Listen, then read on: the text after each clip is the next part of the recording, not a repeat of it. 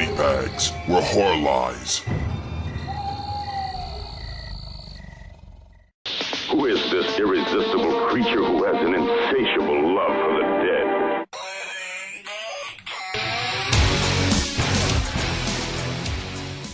Hey guys, happy Thursday, this is your Fright Chick speaking. Okay, so this week I'm doing a J-horror. I'm doing a J-horror from 2005, Tales of Terror Haunted Apartment. Genuinely sounds like a game title. But yeah, so I saw this a really long time ago, but I think I rewatched it not that long ago.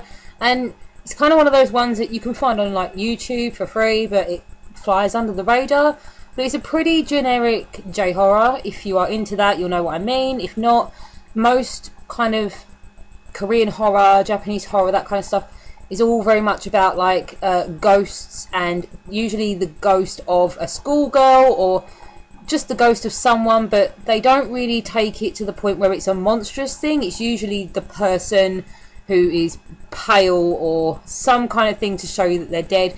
That's kind of the way they roll, and I really like that because it actually makes it a lot creepier. I mean, if you've seen things like The Ring or Grudge, you'll know what I mean. So anyway, the generic plot of this is we have a girl and her father who are moving into an apartment. Could it be a haunted apartment? So her name is Aimee, and I can't remember what her dad's name is, but it's not important. They move into this kind of, I'm assuming this might be a common structure for Japan, but it's like a block of flats, but it's almost like, kind of like a square. How the fuck do I describe this? We don't have them here. It's kind of like a complex. So it's a bunch of apartments, you know, all in this kind of, with their own like courtyard, that kind of thing. You know, it's like a big block, and everyone there obviously will know each other because they all hang out within the same space.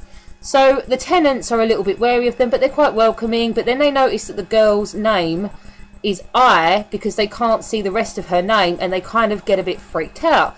When they realise her name is Aimee, they're not so freaked out. So literally within the first 5 minutes you're thinking, okay, something's kind of weird here. Is it going to be the kid? Whatever. We come to realise that there is a ghost story. 30 years prior, a young girl called I disappeared on her way home. No one ever found her. She was never seen again. And since that point, the entire complex has been haunted in the sense of no one can leave. Basically, you cannot move until a new person moves in. So it's kind of like the next one in lets someone out. So the minute that these guys arrive and they move in, this family who had been there the longest get to move out, and they're super excited. They just want to go. This, of course, kind of weirds out our father and daughter. They don't know what's going on. But it's little things like that. It's the neighbours kind of acting strange and coming out with tiny comments. They're not really telling them what's happened. It's things like this that cause Aimee to basically do some digging and pretty much be Sherlock for the movie. You know, you kind of find stuff out at the same time as her. She's digging to figure out what happened to this girl, you know, where did she go, and she gets visions and things like that, you know, to help her along. There's also another rule. There is a rope in front of the entrance to the complex, and it's literally just a rope in front, but it's kind of like a boundary line, and they never explain to them why this thing is there. They think it's all superstition. So you have to literally be back in the complex, in the apartment buildings, after, like, before midnight, because something really, really bad will happen. It's kind of like if you're not over the rope, the ghost will get you. And that was pretty cool. I quite like that little twist. That was kind of cute. So yeah, that is literally the whole film. You know, she's digging around to find out what happened to this eye girl, and there is a slight, I say slight sideline. It's not really a sideline, but she does investigating in the sense of she actually goes to find a family that used to live there, and the young daughter of this other family, her name was I, and she's kind of strange now. It's never quite clear what actually happened to her, but it's obviously clear that if someone has the same name as the ghost, then bad things is going to happen to them.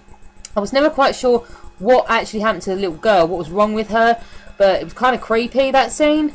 So yeah, obviously as the film goes on, she discovers more and more. Eventually at the end we do find out what happened to the girl, and there's also some pretty sweet revenge as well, which was actually kind of good. But yeah, I really like this one. I'd say check it out. And like I said, when I watched it, you could actually find it on YouTube. I don't know if it's still there. I don't remember what the Japanese name for it is, but if you just type in, I don't know, yeah, if you type in fucking Tales of Terror Haunted Apartment, you should be able to find it.